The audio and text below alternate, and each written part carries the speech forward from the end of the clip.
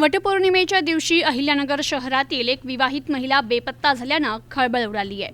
अहिल्यानगर शहरातील केडगाव परिसरातील वैष्णवनगर येथे राहणारी 36 वर्षीय विवाहित महिला घरातून कोणालाही काहीही न सांगता अचानक निघून गेल्याची घटना समोर आली आहे। संबंधित महिलेचा नातेवाईकांसह परिसरात शोध घेऊन देखील ती कुठेच आढळून न आल्यानं तिच्या आईने कोतवाली पोलीस ठाण्यात ती बेपत्ता झाल्याची तक्रार दिली आहे। याबाबत पोलिसांकडून मिळालेल्या माहितीनुसार वैष्णवनगर तिरंगा चौक केडगाव येथील एका 54 वर्षीय महिलेनं दिलेल्या फिर्यादीत म्हटलंय की त्या पती आणि मुलगा यांच्यासह वास्तव्यास असून मागील 2 वर्षांपासून त्यांची मुलगी आणि तिचा मुलगा हे देखील त्यांच्याकडे राहत आहेत। सोमवारी वटपौर्णिमेनिमित्त फिर्यादी आणि त्यांची मुलगी वैष्णवनगर येथील बालवाडी जवळील वडाच्या झाडाची पूजा करण्यासाठी गेल्या होत्या।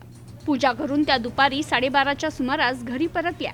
त्यानंतर फिर्यादी महिला घरकामात व्यस्त असताना त्यांची मुलगी घरासमोर बसलेली होती। काही वेळानं तिनं आपल्या मुलाला घरीच ठेवलं आणि कोणाला काहीही न सांगता ती अचानक घरातून निघून गेली।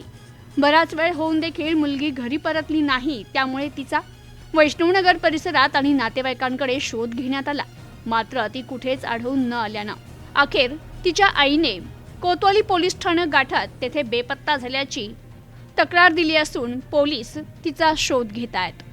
प्रतिनिधी मोहसिन शेख, न्यूज टुडे 24, अहिल्यानगर।